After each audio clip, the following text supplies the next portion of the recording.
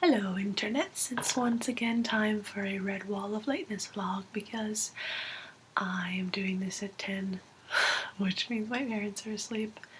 I have my hair back because it's driving me crazy. And yeah, so quick update I guess on my life. Not much is going on since I don't have a job and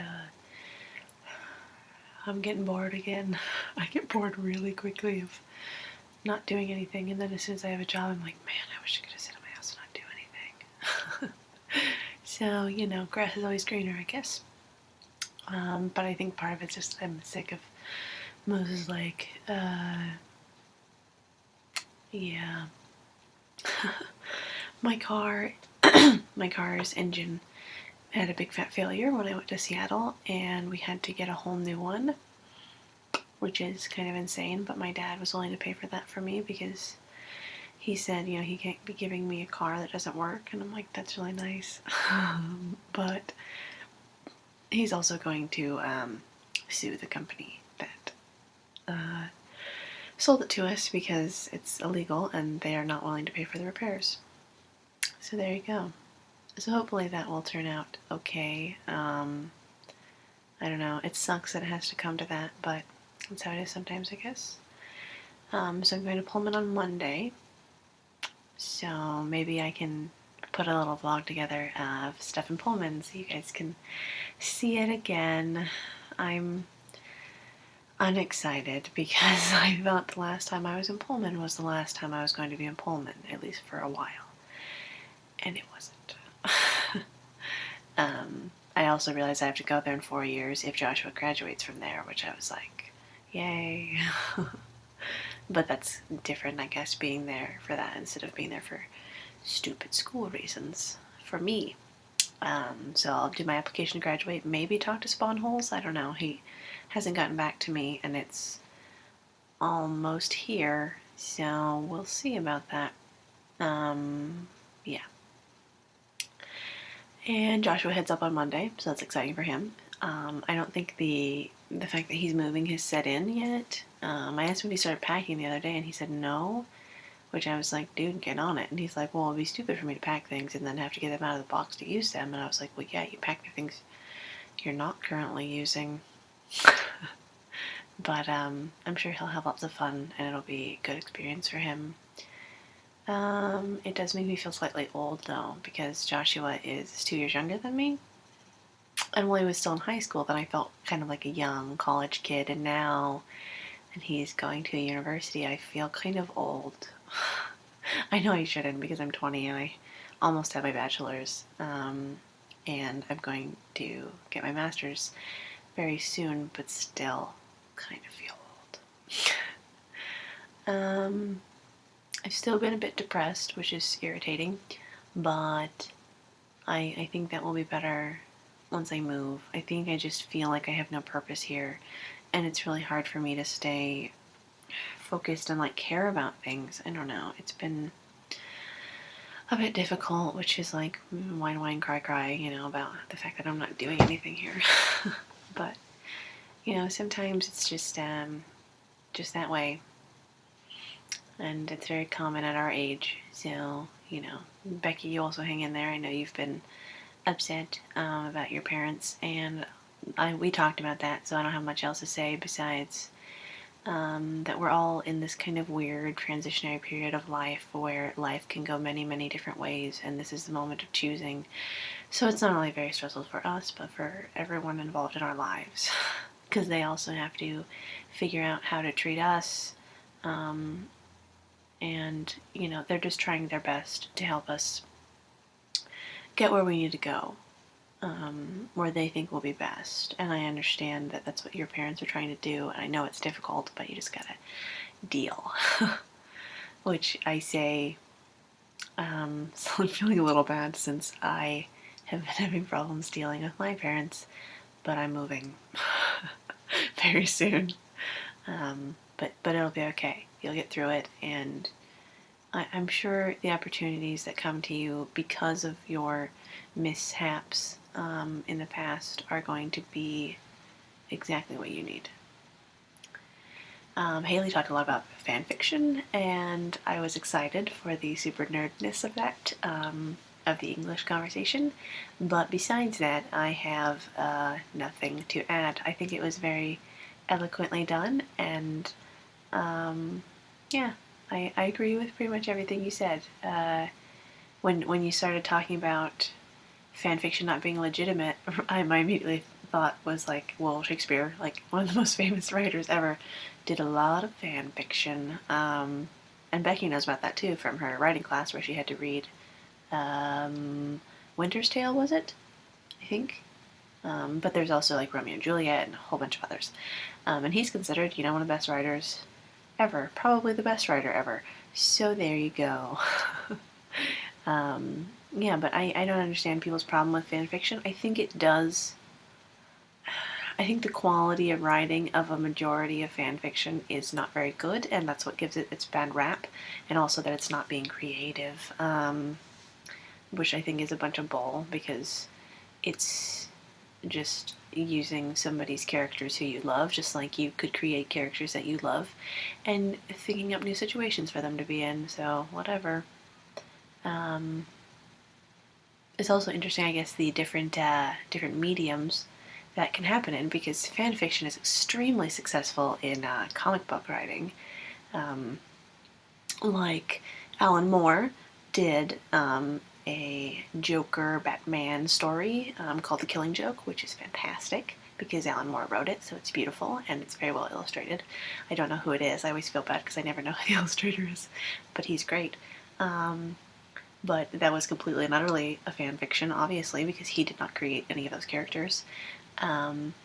And everybody loves it. It's a very well-selling graphic novel, and it's fantastic.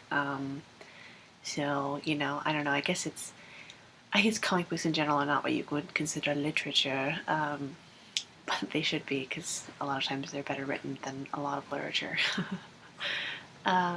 So yeah, I guess it's just interesting to look at the different mediums and see how big of a deal people make out of it. But besides that, I am wholeheartedly like pro fan fiction, because whatever gets people writing and imagining and trying to understand a world better, or create a world for people to understand and communicate ideas with, I think is fantastic. So keep it up, fan fiction writers. You show all those stupid people that they don't know what they're talking about, and you're as awesome as you can possibly be.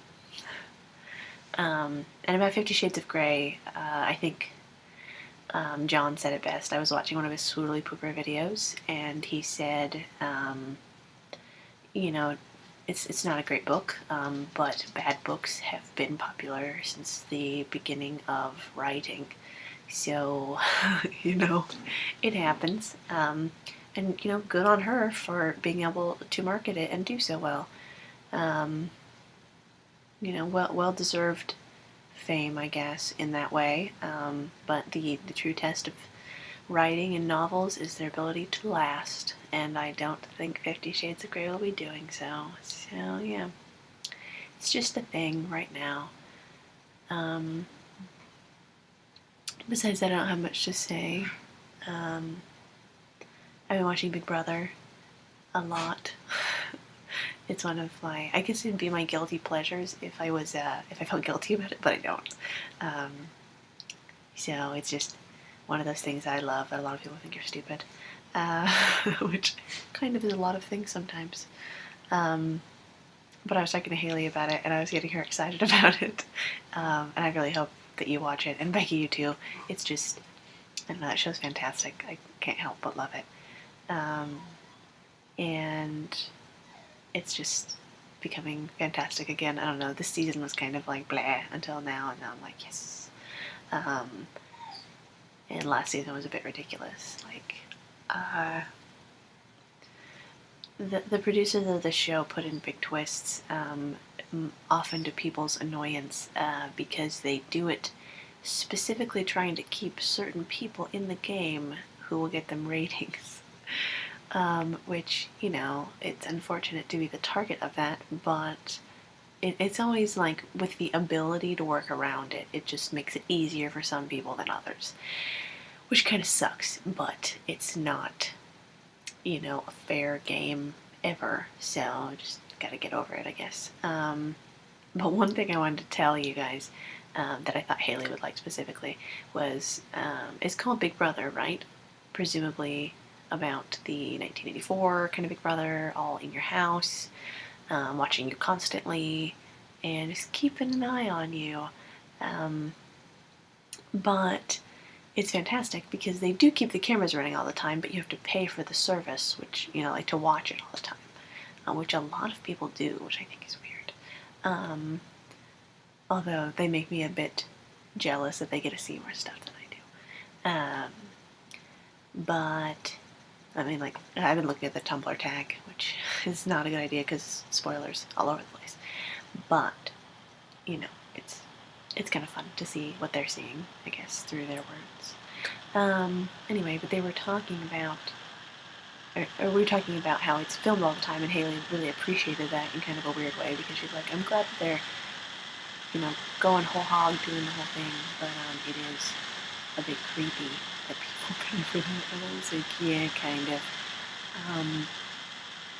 But apparently people have been saying whenever somebody in the game says something about the producers rigging something, or something like whenever they're talking bad about the show, that they cut the feed, which I thought was fantastic. That they just were like, no, don't hear that. Shh, shh, shh. They didn't say anything bad about us. So they're like censoring the television show. So that's kind of hilarious. I don't know. That just seems very big controlling government to me, and I just think that's kind of wonderful. Slightly scary, but kind of wonderful. I am probably going to apply to Big Brother next year. I feel super nerdy even saying that, but I think it'd be really fun, and I really doubt I'm going to get in, but you have to be 21 before you can apply, so I'll do that. And it's over the summer, so I wouldn't be missing any work or anything, which is kind of fantastic, and I wouldn't be missing school. But I probably won't get on, obviously. There's millions of people applying for this. I think I might have a slightly good shot though, because they really typecast people on this show, because they're like, we want a conservative religious person, and then we want a black person, and we want a gay person, you know, because they want to get a whole pool of people, and they try to get people who are going to cause drama or whatever, which obviously I am not one of those people. But being a conservatively religious person from Las Vegas, I think will give me a slight interesting edge, as well as being Mormon now because of Romney and it being a big deal, you know, what Mormonism means. I might be able to get on. So, fingers crossed, I guess, that would be a thing. That would be kind of cool to experience that, I guess. It would be really weird, but I think it'd be fun. Yeah. I don't think my parents would be excited that I was actually on the show. But we'll see. We'll see. Yeah, I don't have anything else to say. That's my hopes and dreams. There you go. So, I love you guys' videos and you so very much. It's so nice to get to see you most days of the week. And I will be seeing you later. Yeah, sorry my videos are still boring. Oh, I looked up dares, but most of them involve being in the same room, so then they're funny. And a lot of the ones I saw were like sexual things, and I was like, gross. Like, who's like, let's do a sexy dare game? I'm like, creepsters. Anyway, bye.